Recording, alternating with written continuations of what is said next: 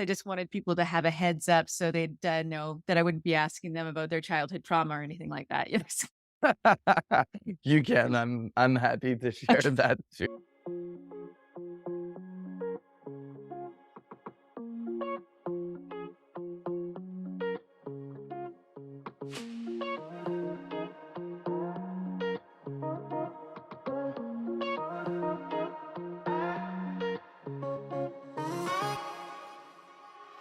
Welcome to Work in Progress, a podcast about the work we do and why we love it. I'm meeting today here with David Bouduain. David was born and raised in Quebec City. He has always been a cheese lover. As a young man, he traveled the world while working as an entertainer on cruise ships. This enabled David to taste cheeses from around the globe. David moved to the Okanagan in 2005, where he turned his passion for cheese into an enterprise and launched Squeaky Cheese. After 5 years of successfully building his squeaky cheese business, David decided to take on the lead role in one of the oldest cheese factories in British Columbia. During the next 5 years, working and learning with the country's cheese masters, his knowledge and passion for cheese reached a whole new level with a thorough understanding of the industry. He now shares his knowledge and enthusiasm for making, tasting, and enjoying cheeses of all kinds. Locally known as the Squeaky Cheese Guy, and nationally as the Canadian Cheese Ambassador. David also works as a cheese expert and consultant with Dairy Farmers of Canada, as well as a cheese educator for many of Canada's largest grocery stores. David is proud to be Canadian, and he will sure make you realize that Canada produces world-class cheese. Come meet David. Thank you for being with Awesome. us today. Such a pleasure, Donnelly. Thanks for having me and happy to be there telling a little bit about my life. Awesome. So we'll start off with one of the major questions when you're out and about and meeting new folks. How do you answer the question, what do you do? Hmm. I'm the Canadian Cheese Ambassador. That is my answer. And that leads to what? How can I get that job? Yeah, so that's what I answer. Awesome. Now, how did you find out that this was something that you could get paid for? Um, I did not find out you could get paid to become the Canadian Cheese Ambassador. What happened is when I moved out here, over 18 years ago now in the Okanagan Valley, there was no cheese, just bricks of cheddar that were more mass produced. And that's not necessarily what I was after. So I went on a quest to discover all the BC cheese factories like I would do in Quebec.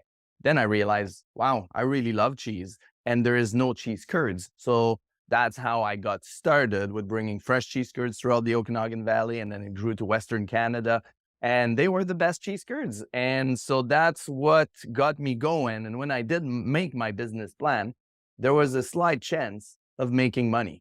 Slight. But really looking at it, it was on the positive. So I could do that part-time, but I would start my own business, have a great opportunity to learn to run my own business, be in the Okanagan and meet new people and discover the whole landscape, discover the land, discover the people that are artists and make cheese. So that's what really got me going. So I thought I have nothing to lose really, except do a cool thing and be an entrepreneur, which I am. I am in the soul. So that's how it all got going. And then I worked for free for many, many years. I actually paid for the first 8 years pretty much to have my job. But back then I was the squeaky cheese guy. That led me to run the cheese plant. So I had some employment, but I was working probably, on average 80 hours a week for a very small wage. But I got Wow. so much knowledge because I was eager to learn. So I would always go out to different cheese factory, speak with them, try to bring all the BC cheesemakers together.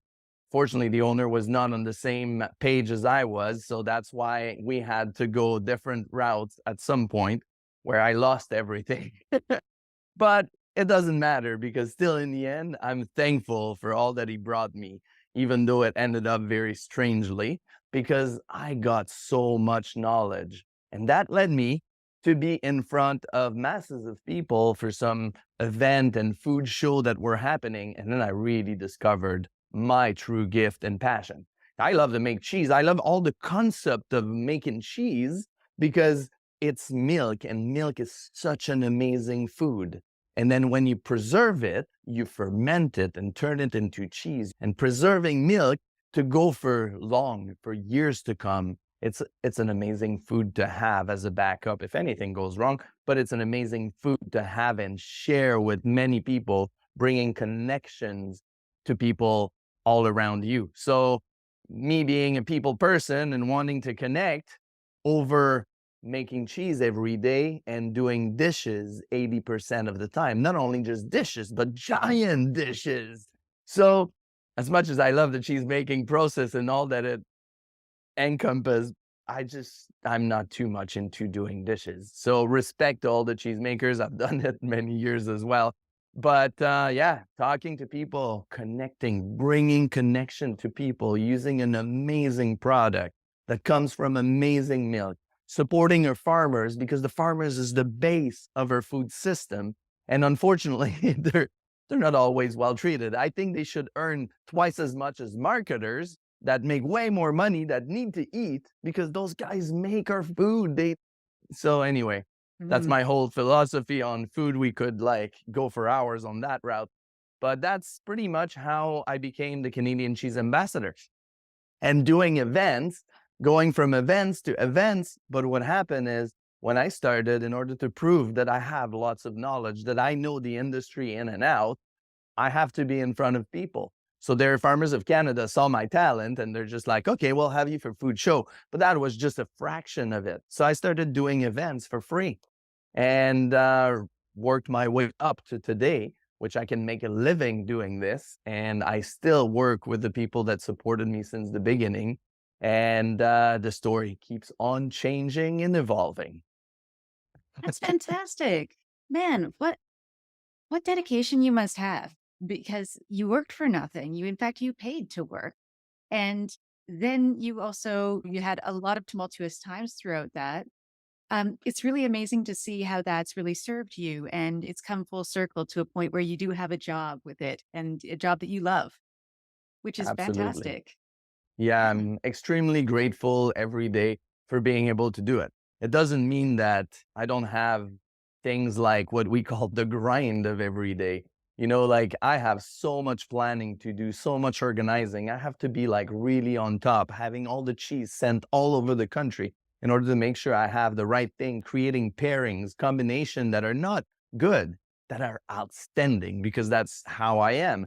And then I have a plenty full of pairing done, but I have to keep creating new ones because I cannot just bore myself with like doing the same thing over and over. So I'm very demanding on myself, but everyone around benefit from it. So it's actually a good thing. But I have to say, doing pairings every day may not be the easiest thing. When you have access to all the great things in life, the things that are tasty, the things that give you maybe the beer buzz in mid-afternoon, and then you go pick up your kids, walk into the babysitter, and you're just like, hey, sorry, it's not what you're thinking. I was actually working all day. It's some people would love to do that every day, but there is a Mm. challenge with doing this every day. And you have to be strong to say no. So you don't have it all the time. You have to learn to not drink. And yeah, there's so cool thing that make you grow as a person through all this. Being an entrepreneur is probably the hardest road, and I have to do all the aspects, all the admin, all everything because there's only so much income coming in and there's only one me. So if I could find other me to do the work or train the right people, but you have to find the right people, it costs all money. So if you give it all, then you don't have any for you and your family. And I have a young, growing family as well. So it's the balance. But I guess everyone in the world has to do this, don't you? Mhm. Well, also it sounds like you're part of the product as well. You're part of the experience. So it's Mm, really difficult to find somebody to mirror that. But who true knows? that. You just might. You just Well, might. it's to find someone that has the knowledge. So Mhm. that's one thing. And there are people with knowledge out there for cheese and everything. But then they have to have also a good people skill, being able to be on the stage and connect with people and bust out jokes when you don't expect it, like be good with the spur of the moment and make mistake in front of huge crowd and know how to just go around it and laugh at yourself. So you have to be really like not you have to be humble and just like run with it. But finding people that have all those precise qualities is a challenge.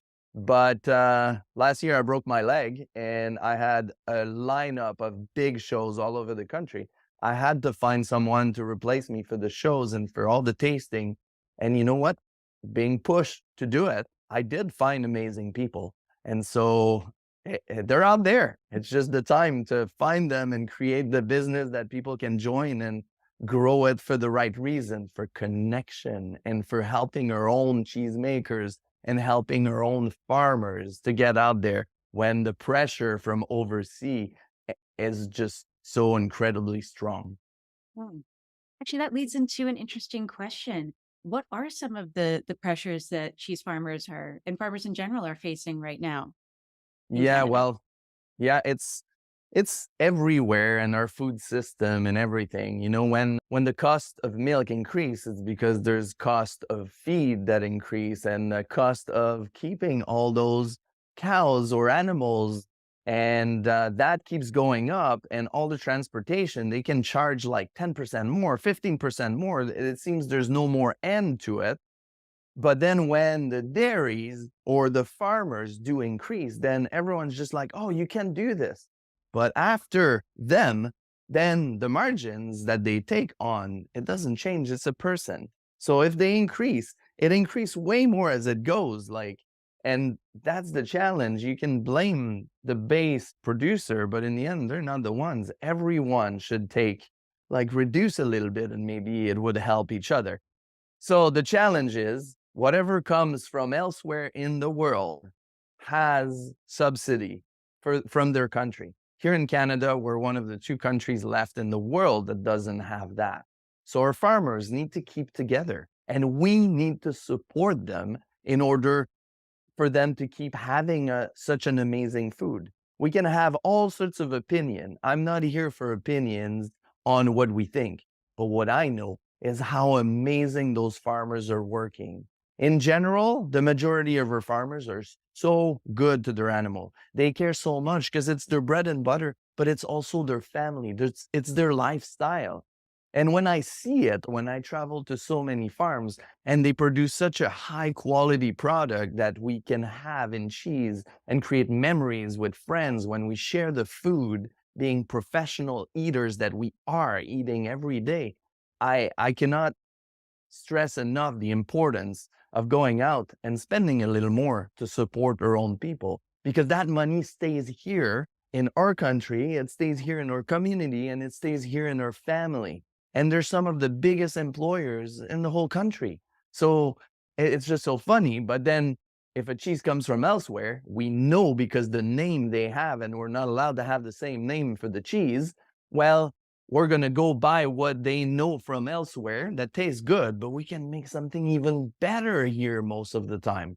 And so, yeah, we need to, at any cost, really, we need to support our people. But when people have less disposable money, they'll go for something cheaper.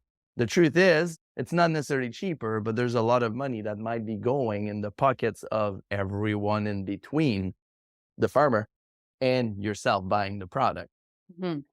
There is so many roads in the end in that question that could be like going into. But the one thing I really don't like in life is politics, because there is a lot of corruption in politics, but there's also a lot of control and there's a lot of opinions. And so I prefer not even talking about it and just say to everyone, once you know what is right and you feel it inside, just take that route and just follow your intuitions. You will know the truth, and you might be able to avoid politics unless you're the one being paid with it, right? Oh, maybe I said too much here. No, no, not at all. Not at all.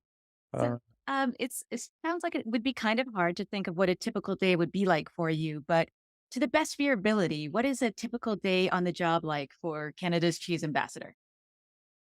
All right. So waking up, dealing with the family, making sure they wake up, they eat, they are out to get to school. That might be hockey before school.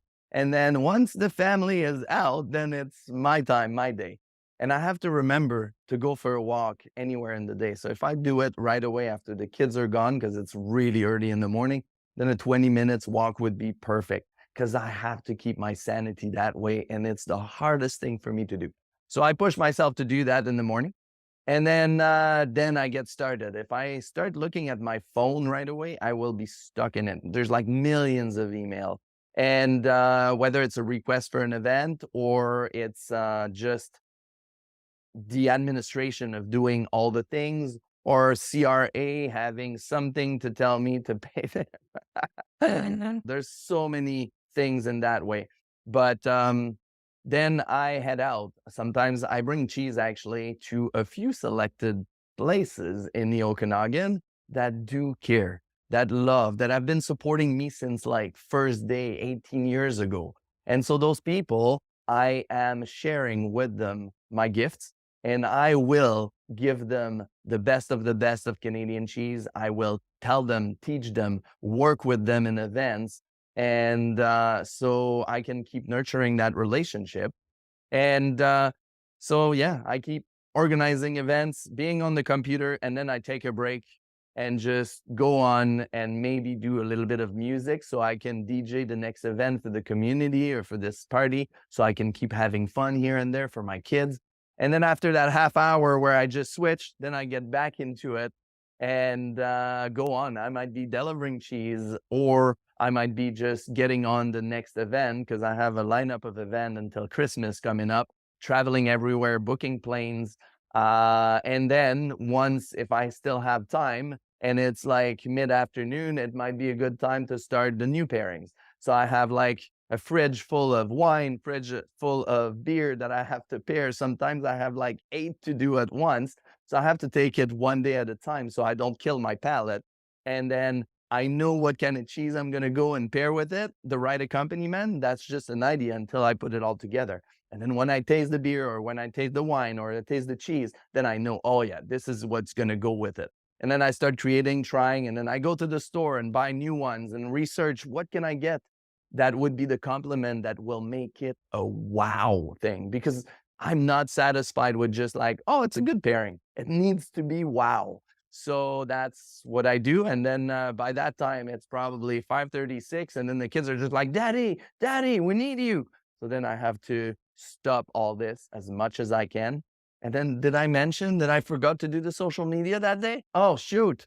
Oh yeah, that's the next thing then. Oh, so tomorrow I have that to start with that. And that consumes so much time. It doesn't bring money, really, but it makes you seen to do what you do. Because today you need to prove the world that you're the best at what you do.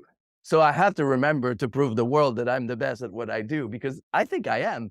But they don't know that until I put it up there. Oh, Could yeah. go on forever, and it's never the same. But to fulfill who I am, I need to go meet people. That's when I have a day after and I'm just satisfied and I feel good because I met amazing people and I helped them with cheese. I've given so much cheese in my life. It's ridiculous. But you know what? The smiles, the happiness that comes, it's almost a gift I do to myself by giving cheese and get people to know the cheese I'm giving to them. It's never about feeding them. It's about really connecting and getting a relationship through cheese. Yeah. Great.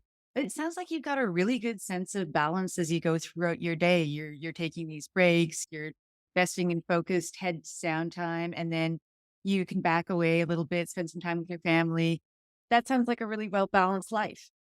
I try to, but in all truth, I'd love to tell my wife that she's always like, You just don't have a regular schedule because really I don't. Every day is different. She's asking me, what do you have to do today? I'm just like, Jen, do you want to see my list? That'll be easier for you to know what I have to do today. Because what I have to do is for the next year. It just never stops and there's always more added to it.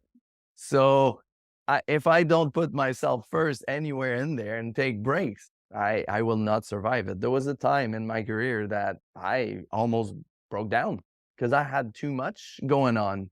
And so that's when I had to part from some business and selling the DJ business at the same time. And yeah, now I just do a few here and there that I want to do and love to do. And it's not for the money, right? Mhm. Yeah. Great. Mm. So, what is something that you didn't expect when that one of the things that really surprised you when you started having your own business as a cheese ambassador? I did not expect first when I got the squeaky cheese van to have everyone, when they saw the squeaky cheese van and the logo, to just like, yeah, this is awesome. That was good. So I missed the squeaky cheese van for this. I did not Oh, expect to start poutine making business and then help the French community, because after I was able to successfully make money with it, I I sold it for a fraction of the cost, but a working business that they could keep going with that culture of fresh curds and making poutine for people and getting people to know poutine. So that was also a pretty cool highlight. I did not know I would become the Canadian cheese ambassador by starting to bring fresh cheese curds. But I had something inside of me that I knew I wanted to start a business, and I knew that I would learn by starting this no matter how much money I would make. So my focus has never been on money. Maybe that's why I'm not wealthy as much as some crazy wealthy people out there. But everything I do it with my heart. And if it's time that one day I'm no longer doing what I do because something else calls me, I will go for it.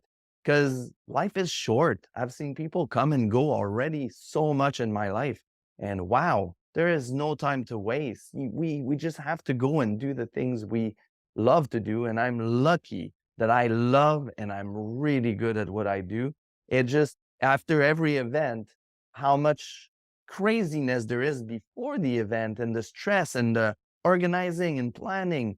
When I deliver every time, I feel on top of the world and I know I'm at the right place. So it keeps me going after an event to just keep going better. And the people I meet is just amazing people. Overall, the majority of them are such good people. And knowing you're making a difference to help the producer, the artisans, it's such a good feeling to work with a passion, but to work with a mission, a goal, something that makes a difference in the world. And that really fills my soul. Did I answer your question with yes, you this? I did. might That's have. all good. No, that's all good. Yeah. So, let's contrast this a little bit. Can you tell me about a time on the job when everything just went terribly wrong? Hmm. Well, so many. I don't even know which one to choose. I have been lucky that none of the events really went wrong, but I remember doing seminars in Prince Edward Island, and then there was a big storm rolling in, and I was in there with so many vendors, and I had so much cheese, and I was supposed to do a seminar every hour, and I did my seminar every hour. And I had one person at each seminar. And one of those was the same person doing two different cheese seminars. So that was interesting and not busy. The other challenge that I've seen is very lately. I think there's a big change now with all the media, all the advertising for events. I think it has changed drastically because the last event we did had zero traction. As soon as you put a post on, there might be one like. So it tells me that once it's posted, it pretty much does not travel. And so that's happened since the summer here, because many of those companies told me that it's been happening over and over for events. So that's a challenge that gives me like really a day that doesn't work well. But at the same time, it makes me think, oh, okay, so if things are changing that way, how can we turn around? There must be a back door somewhere. So in my case, what I do is I go and talk to people in person, just door to door. Just like I'm going down, hey, I have an event here. Do you want to come? And this is like the details. And when you connect with people, actually, the funny thing is when I did that, I gathered more people because people see who you are and then they just want to come. It's just very time consuming, but it's real. It's the good old fashioned Mm. of going back. So I don't know if that's the answer. It may not Mhm. work for the future. Or it's equipment. When I was cutting packaging cheese, and then soon enough, I wake up in the morning, I have to make like $150 that I ship all over the country. Each box had everything, cheese and accompaniment, all the pairings, and then I have to make them all in the morning. So got all my stuff prepped. Soon enough, I wake up, get going, put all the things in the car, ready to go to the warehouse where I'm gonna pack this. And then I get a phone call. Sorry, David, I won't be able to make it. So I've got 3 helpers to make sure it all happens. Then the second one calls, oh, I'm sick today. Oh, I have an appointment. Now I'm on my own doing this and having to rush. So find extra helper last minute that want to help. Yeah, that's good, but still the stress, the rush of this. And as we go along, oh, there's a machine that breaks. Oh, the paper runs out. Or oh my goodness. And when it happens, it just seems to happen even more. So that day it's just one day that goes. And in the end, you know what? It's not even worth stressing about it. There's the next day. Maybe you'll be late by one day as long as you make it in time. And thanks to life for supporting me and being good to me because I haven't had any problem when it's time to deliver, doing my seminar. Everything's happened in time for over 5,000 boxes I shipped during COVID. And I'm so lucky. I'm so lucky. Yeah, well, it's easy to say, like, there's nothing to be stressed about, but when you're in that moment, I can imagine that that's not how you're feeling at all. Oh, no, it's insane, and actually that stress kills you. It's Mhm. like, it's not a good stress to have, but when you step back and take a few deep breaths and realize, "This is ridiculous. How can someone be so, like, pounded on when it's not working well?" And then when you start shifting your attitude through it, it actually seems to change. There's still gonna be maybe the cloud over your head that just needs to just rain over you. But at the same time, you might as well just start dancing under the rain and just like start laughing about it. And that's how I tend to do it. But if you're overworked and you're tired, your patience may not be there. And that's the biggest challenge is to get back to your home, to your family, and still remember, hey, I'm overtired. I've had a crappy day. I need to not pass it on to the whole family. And unfortunately, the whole family is usually the ones to hold everything and be supportive, but it needs to come from you to just not pass it on because it's so easy to forget. We still have time to just look, smile to someone, smell the roses when they're around. Yeah. Wow. So I was going to ask you about life lessons that you've learned from your work, but you've already been telling me about them through this whole conversation. It's amazing how much you've really taken from these experiences. It's really cool. Yeah. Um, There is a big one in the life lessons. mhm. Actually, more than one. I've had like over 4 years. I had like a pre-cancer on my tongue. And my tongue is my living. I speak and I taste. So I had to figure out what it was, and it's not something that's very common. There's a few very high chefs in the world that have best chefs in the world that ended up with this. And if you don't deal with it, it turns into cancer. So that was a big question for me. Why me? Why on my tongue? Why is like this happening? And that was an amazing lesson. And now it's pretty much gone. Who knows if it'll come back or not? But I had to work on my stress. The amount of stress that comes in dealing with everything that I had to deal with. And I kind of had the message. I tried many different things. I tried stopping social media. I tried stopping to work for 2 months, cutting everything. In the end, I think it's not doing too much, it's how you do it. And once Mm. I started asking for help, everything started getting better. And I'd still do just as much, but my load when I do it was less. It was more of a 2 people rather than 4 people job. So that makes a big difference. And I think that's how I slowly got better with it. But life lessons when you're an entrepreneur and when you're live. Those life lessons, those challenges that you have and you get from work, from anything, they are the teaching we need.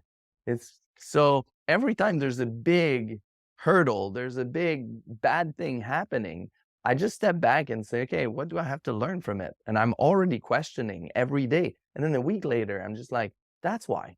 It takes almost no time for me to get the lesson. But last year was a broken leg because I went right back into the stress mode. And then that lesson just taught me again, okay, no, you need to get back.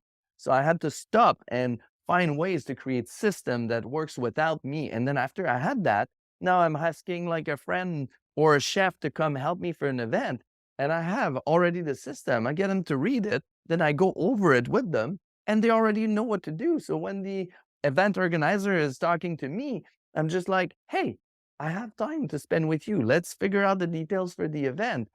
And I go see my chefs and they're just like, everything's under control. Just like, "Woo, the stress is lifted completely."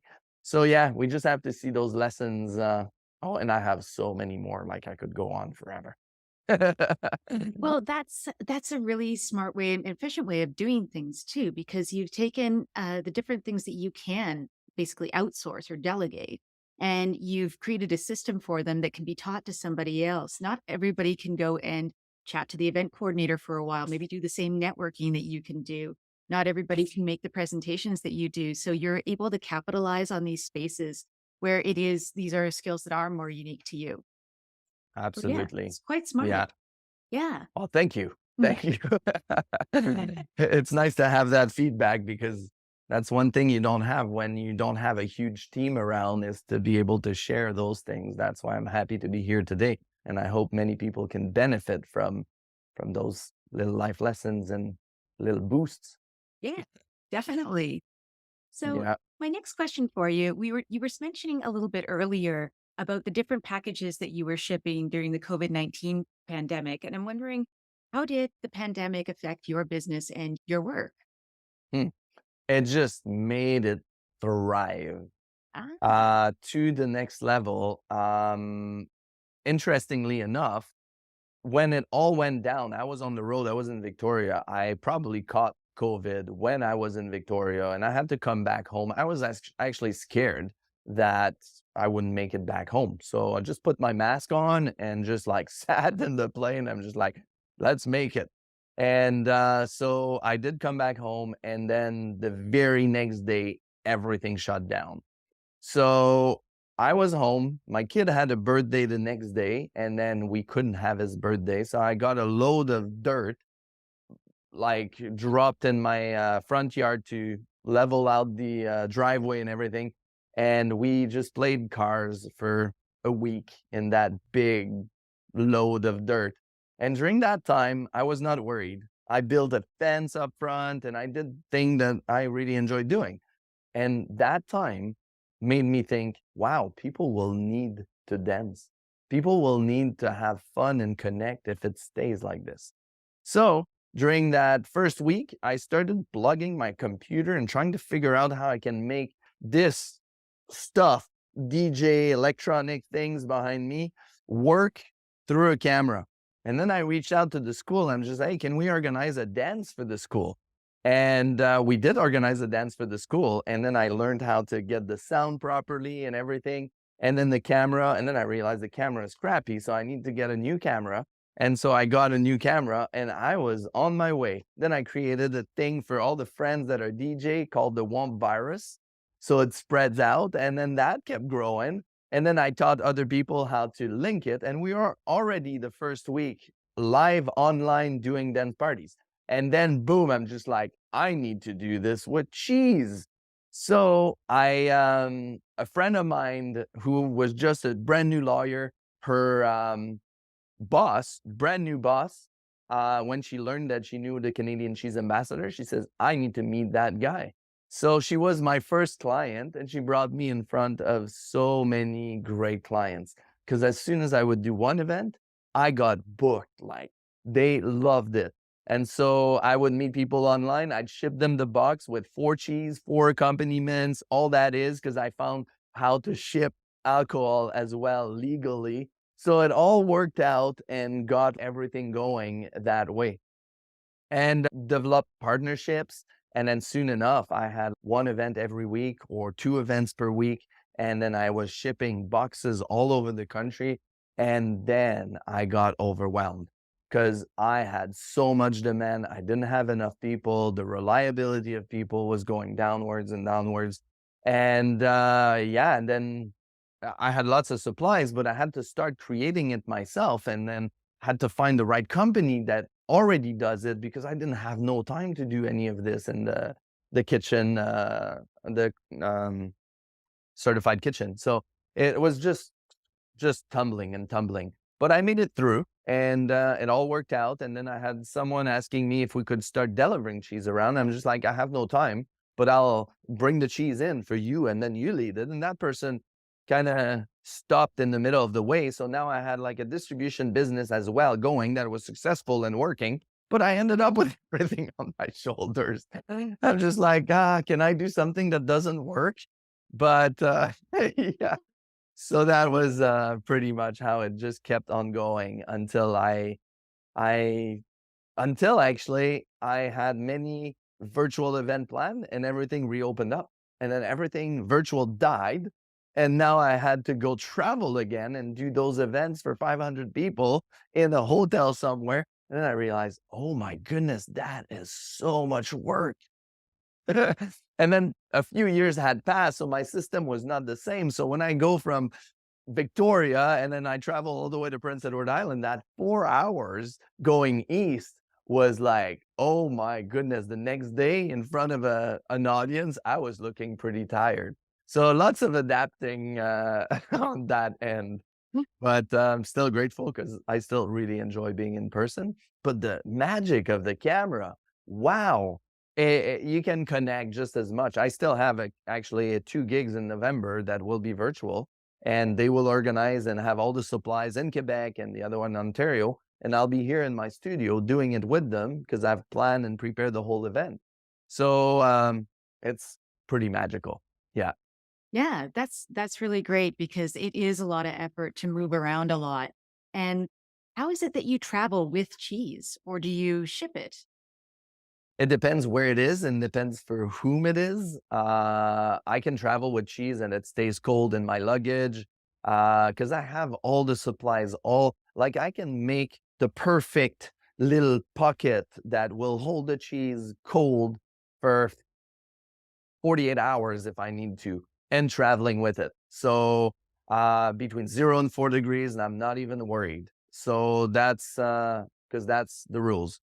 Um, I can also get the distributor to ship directly. I help a lot getting listings with stores. So when I go to the prairies, I've worked with them in the prairies so that they would carry our cheese and I educate them. I do all that for free. But the impact is super good. The cheesemakers are being known, then they can replace with a Canadian cheese. And then soon enough, they're calling me to say, hey, how do we handle? Is that a normal mold that we see on the cheese? And then I can educate them and help them grow with their business, but their knowledge as well. So they know exactly what to recommend. And hopefully, because of all that help, they see the passion and they see the dedication I have, and it makes them have that same dedication, creating an army of Canadian cheese ambassadors. Oh, yeah. So, another question for you. How would your Yep. parents describe what you do? Oh my goodness. My mom is just like, what? But she loves seeing what I do, but she's just like, David, I will never understand business. She's just like, "Eh, how can you make it work?" And it must have been because she gave me so much energy in my life, being born who I am with so much positive energy. Because I don't know, it's not for everybody to be able to withstand the storms coming in and out and all the work and the government taking most of your money and everything. So um, I would say they're proud of me. They're proud to see what I do, but they have no clue. really what I do. I don't think they do. Uh, Oh, bless them. yeah, yeah. Awesome. So, is there an underrated tool that you find that's just indispensable for you? Underrated tool. It's a tool that in most places that I go and meet the chefs for the first time, I give them a very expensive gift. Oh, yeah? I'll show you. Just give me a Okay. second here, and I'll show Absolutely. you what it is. I have so many tools. I can show you also the friends that make me my cheese holster. Same friend that Ah, makes me yes. my wallet, which you know. So yeah, I have a wire cutter here.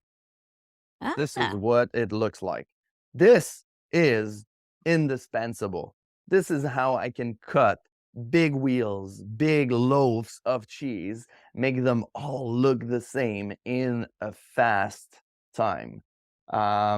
And I do give a lot of those. My budget for these is huge because yeah, I want to treat people that let me walk in their kitchen because there's lots of trap nowadays. Many chefs do not want you to go in their kitchen, and I'm really trustworthy and I know what I'm doing. And I bring them lots of knowledge as well, but still there's entrance, there's like all the things that might be challenging for them. So I treat them well with this and then show them how to use it so they can improve their game at the hotel or restaurant level. And the sad part is that most of this is all controlled with contracts. So the companies that own the hotels and the restaurants have to deal with a certain company and they cannot buy outside of it. So they have to almost illegally bring in cheese because it's not part of the contract. And most chefs are just like, wow, I wish I could do this. So it's a very interesting thing. And that's why we don't see so much of our cheese because there's just so much control with the contracts with the big companies because in the end all the money stays within that big company. And I wish I could unlock that. I know how to get product in once in a while, but it is so much work. mm, So yeah. yeah, so that's why if they think of me every time they get the wire cutter, maybe they'll push a little harder to get real good Canadian cheese. Well, I was thinking uh, about that tool acts as a reminder to them as well. They're like, "Oh, yeah, the squeaky cheese guy. Yeah." exactly. Yeah, that's also good. And then there's another tool that I've been using lately a lot this year. This Oh, is a cool little thing that's butane um, culinary torch, and I love to create bites with this and just burn the right element on top. I don't want to tell you all the tricks, but if you come to some of the events, you'll probably see some of those. And it's just really cool what I can do with this and just like warming up the cheese to the perfection or it's something else that make it just so good with pairing. Yeah. So the culinary torch is a cool tool I use lots. is that something that you would use, like, on a crème brûlée or something like that? Yeah, exactly. Okay, That's yeah. what you use on a crème brûlée. So that's exactly a good link to just make you Mhm. think, oh, what kind of cheesy thing you can do with it. Yeah. I Think have of to say, s'mores maybe. oh, And yeah, yeah. there's a lot of cool thing that can be used with it, especially with Mhm. cheese. I make my poutine at Christmas time. We have the tradition in our family. We make poutine. We call it the Christmas poutine. And then I just fry some onions and red and green peppers, put some peas. So we have the red and green colors and then the cheese, and if I want to, I double cheese, so I have always the fresh curds, but then I sometimes will put a little gratin and just, like, finish it with the torch. That It's sounds awesome. amazing. Yeah. What's a common myth about your job? Common myth about my job. Well, that's a very good question. Is there I know there's Mhm. lots of myth about cheese.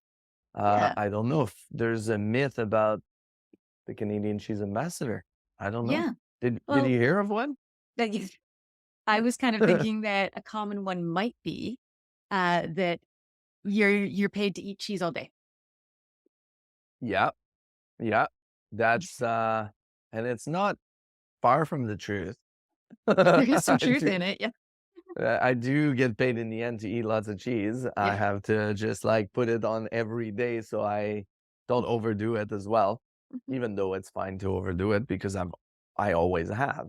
So Mm. I'm still super healthy, by the way. Mm. Um, yeah, I don't know or maybe some people think that might be constipated more than others, Oh, or yeah. because I eat so much cheese, and that's a myth.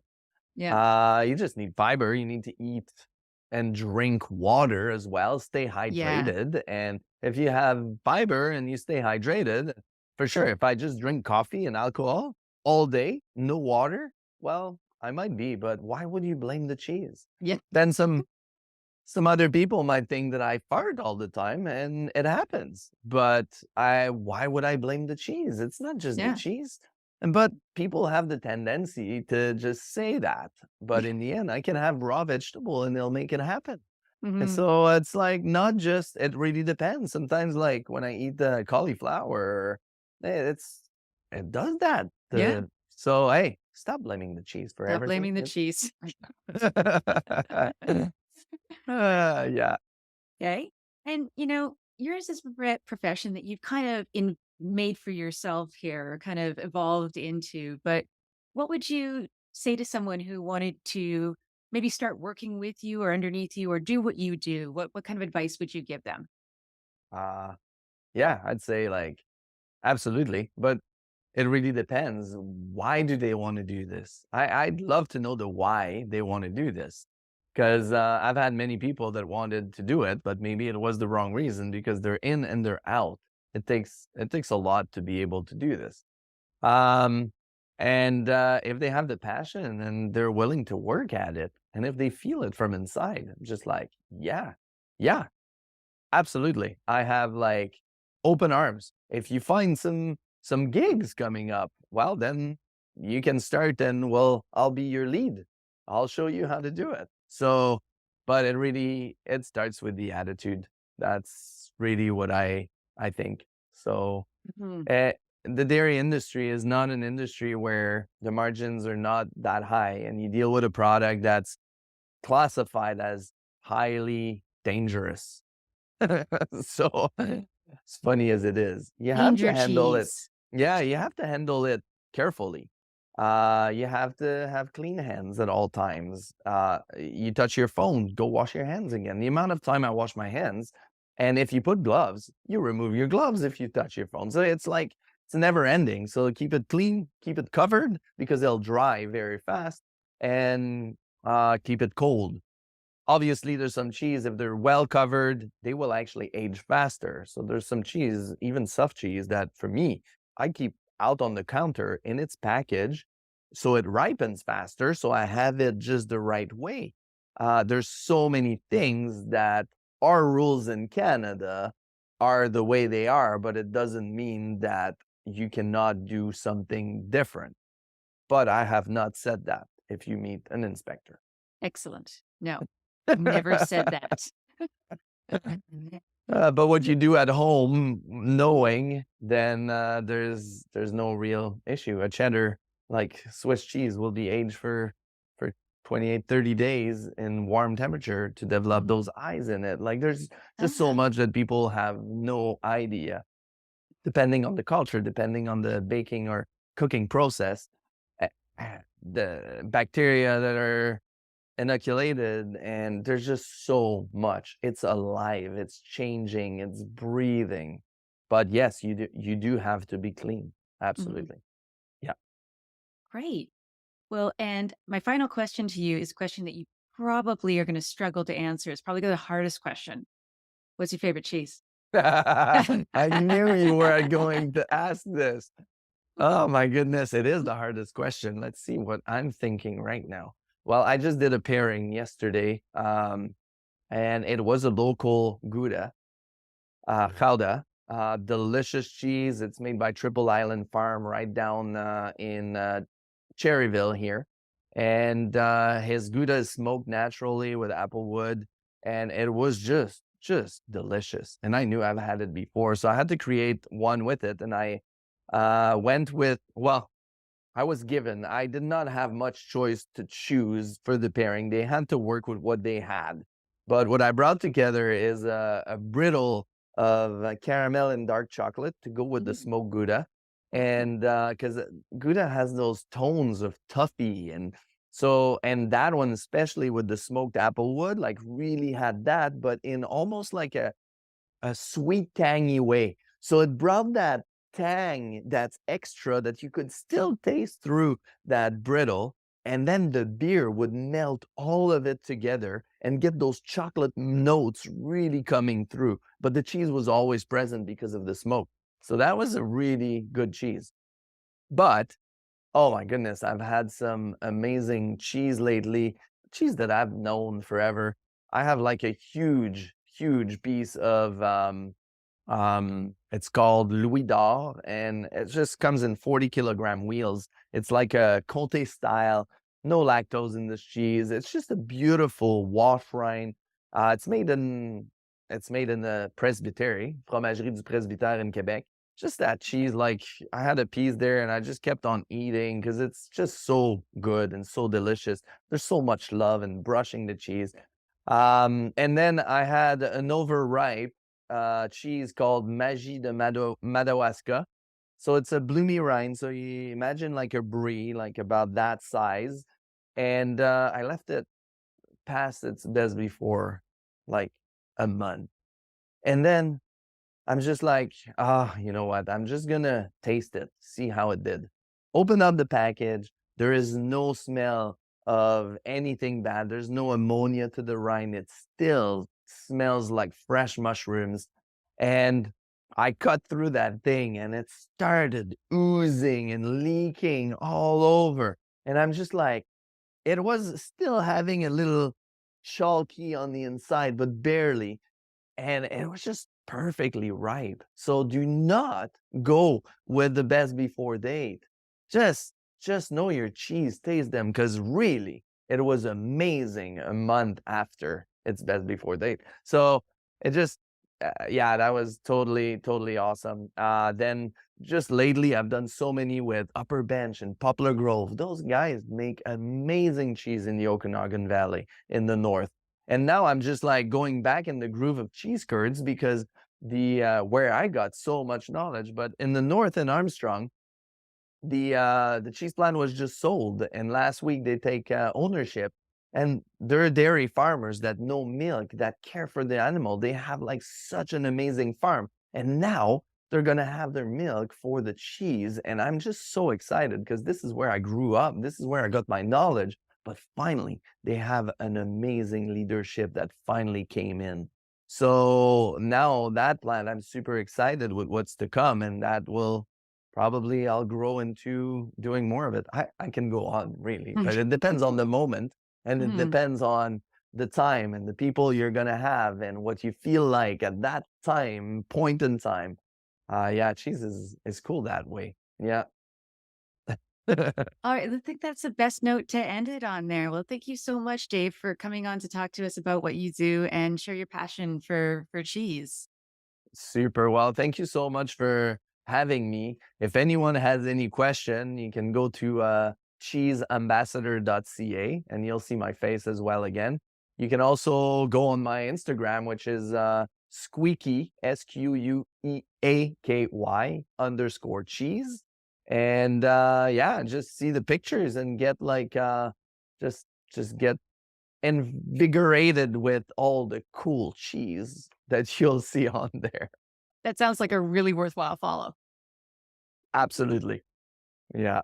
Thank you All so right. much, Donnelly. Thank you and good night. You too.